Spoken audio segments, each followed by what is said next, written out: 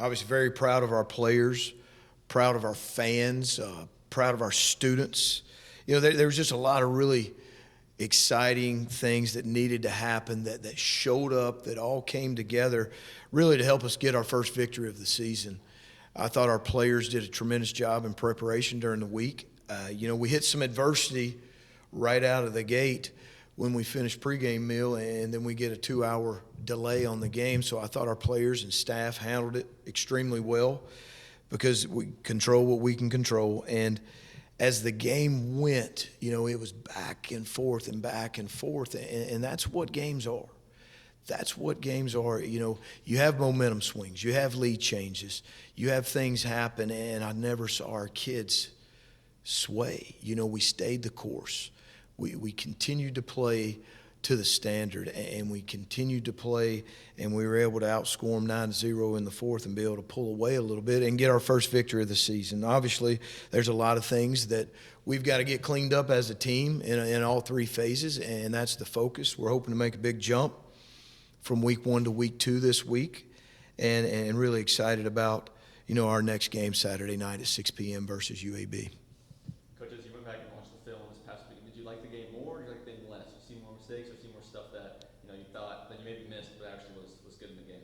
Really, when you go back and you watch it, I thought our effort and our toughness and our desire stood out in all three phases. And the thing that, offensively, we've got to eliminate the pre-snap penalties. We have to eliminate the pre-snap penalties.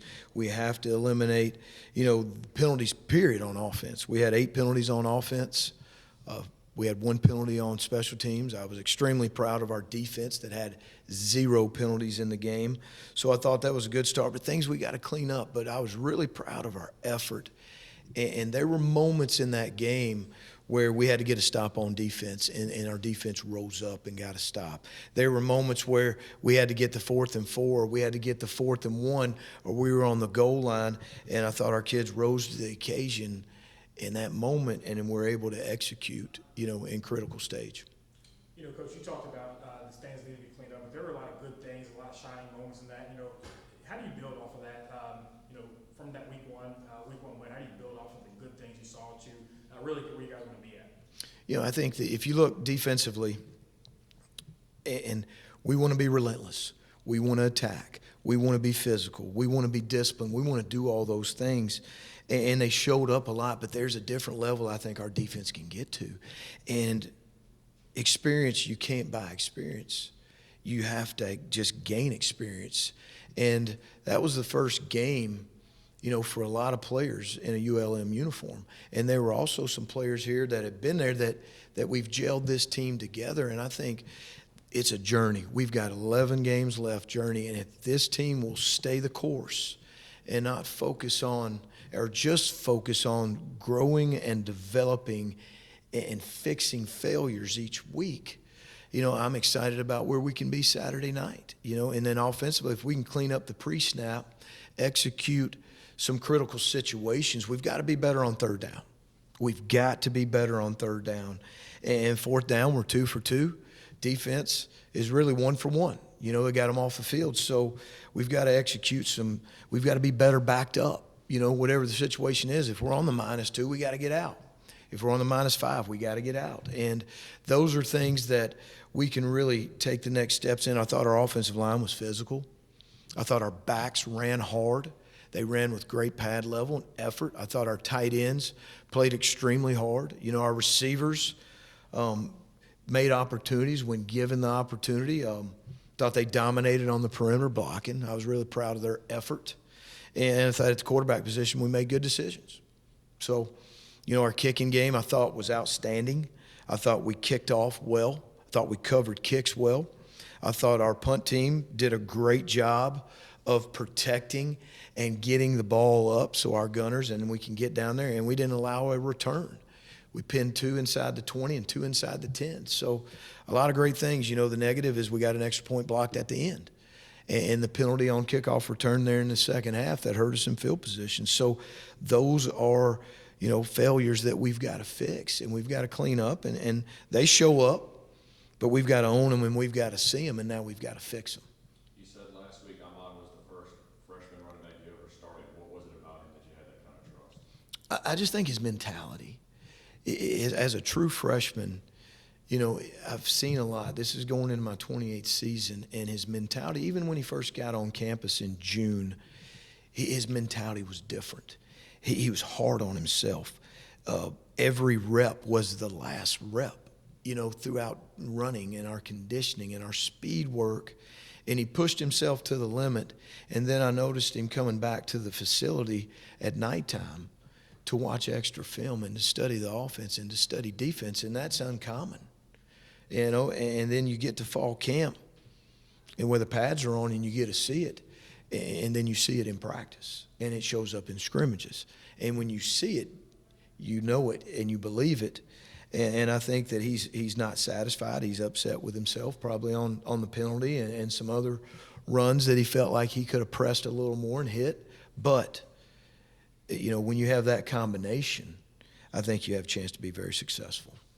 Have you talked to the players at all, and what's their energy like going into this week, but also anything that they liked or didn't like from your game plan? You talking about that, from week one, moving into week two now? I think that our players have gotten used to our routine from how we handled it in fall camp to the first game. I think that, we have player panel meetings, and we meet with our leaders, we feel like, of this football team, because this isn't about Bryant Vincent. It's not about the coaches. It's about these players. And it's always been about the players. And it's about this town and this university on how we represent it. And, everything we do in this building is for our players and for their experience, whether it's leading them, whether it's mentoring them, whether it's coaching them, or whether it's just developing a relationship with them. That's what we're about, and that's the culture of this program. Obviously, Saturday, tough test. The team, you obviously know a lot about this program, about UAB, but offensively, you talked about some things that need to be cleaned up. But how comforting is it to know that the run game was so successful, and that really led the offense and opened things up for that offense? How big is that going to be to bring that same energy on the run game Saturday? I think for us to be successful offensively, we have to be able to establish the run, and it's been that way for years. So we have to establish the run first and foremost to be able to do all the other things that fit off the run, whether it's the play action or whether it's the quick game and drop back. And so when you can establish the run, it makes everything else come into play. So it was exciting to see. I think, offensively, our O-line, they're going to get better. We're going to take steps. We've got great mentality up front. I think we've got a tough group. We've got a group that cares. And we've got a running back room that runs with great pad level. And then when you add in our tight end group and our receivers, I think that we've got a chance to continue to get better and see how high, we can climb. I think everybody knows the background. You spent most of your time coaching in the state of Alabama, whether it's high school or college. It's easy to say it's just the next game on the schedule. What does this game versus UAB mean? I think to me, it's the next game. It's about our growth and our development. It's about where we're trying to take this program.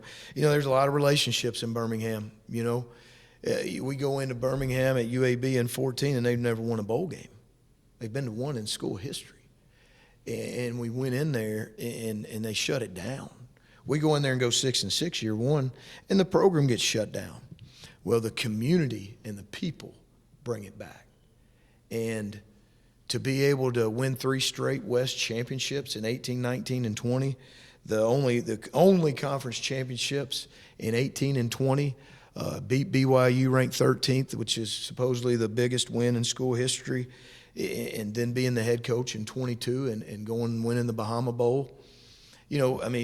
I think that there's obviously a lot of great memories. I love so many of those players that I still stay in contact with, because that's what it's about. It was about our relationship with those players and those coaches and everything. We made history.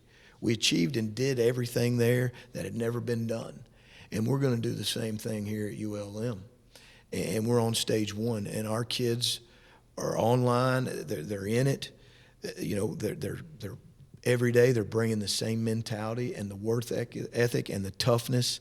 The town is starting to put its arms around us. Our student body section, I thought, was tremendous Thursday night.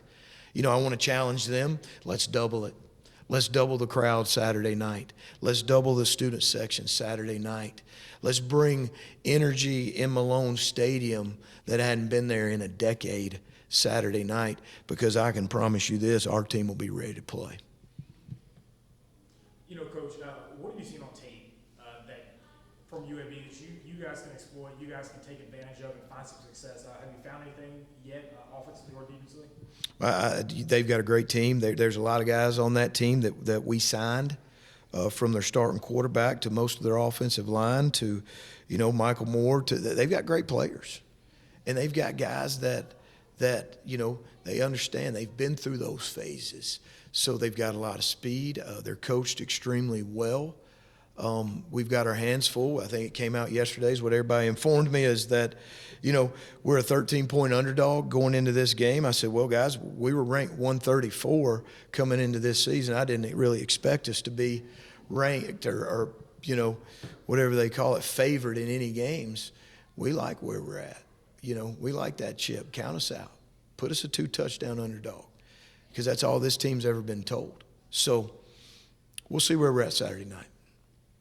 Coach, you mentioned a whole bunch of stuff, in previous answers about what you liked from the game, what you didn't like from the game. What's one thing this week that you're going to, specifically work on, moving from week 1 to week 2? Week 2 is really just execution.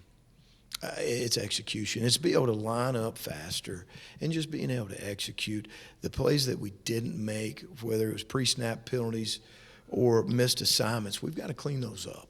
We've got to clean those up. And the biggest thing is, how well can we execute? How well can we play the game together? Because at the end of the day, the best team that plays the entire game together in all 3 phases is the one that wins. I think it gets lost because they were 4-8 last year, but Jacob Zeno is one of the top quarterbacks in the country. Do you have a comparison for him from maybe some guys you played against in the past? I recruited Jacob. I think he's very intelligent. He's got a high football IQ. He's got a quick release. He's very accurate. He can make every throw on the field. I think he's a good leader. I think he'll probably be one of the top 2 quarterbacks I think we'll see all year with Ewers and Manning at Texas. I think Jacob Zeno will be the second best quarterback we'll see all season. Coach, you talked, you talked during the presser Saturday just about reset. How important is it for these guys? You guys don't want to enter season 1-0. There's something, a bigger goal than that. Just to reset, for these guys to reset. What's their mentality been like, and the importance of having that mentality? I think they came back Friday morning in our team meeting, and they were focused. They were, obviously success. And there were several guys in this room that had been a part of a 10-game losing streak. So college football games are hard to win, and you win them, you got to enjoy them.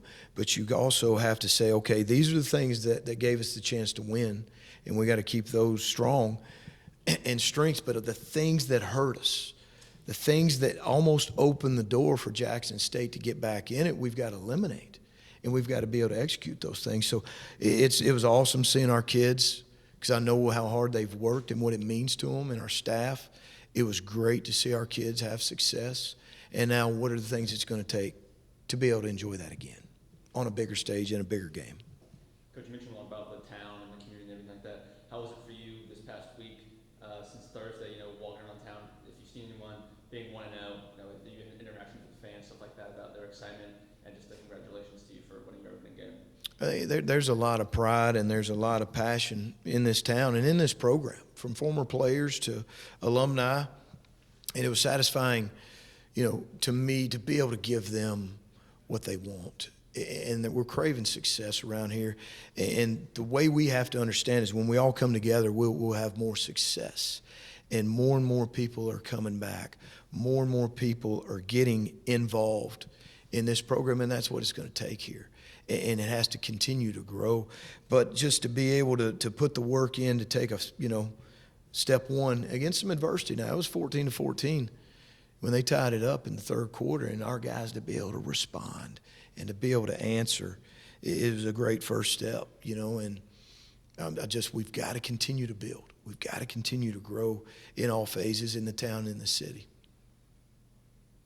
Coach, you're going to be tested. We've seen you're going to be tested early on in the schedule. Just for these guys to have that adversity and see what it feels like. Come conference play, these guys are going to be prepared for that, for the games that you really want, that really count. But just to have that adversity early on, how big is that? I think it's critical because anytime you're faced with adversity, whether it's a 2-hour rain delay, whether it's, momentum's in game, the lead changes, ties, up 7-0, 7-7, 14-7 before the half. They come right back down 14-14. Then we come back 21-14. Then, the back and forth, because championship games are won in the fourth quarter, period. They always have been, and they always will be. And when we can face adversity throughout a game and come out on top, there's a lot of value in that, and there's a lot of confidence that is valuable in that. And anytime you go and you do it, then you've been there and done it, then you can do it again.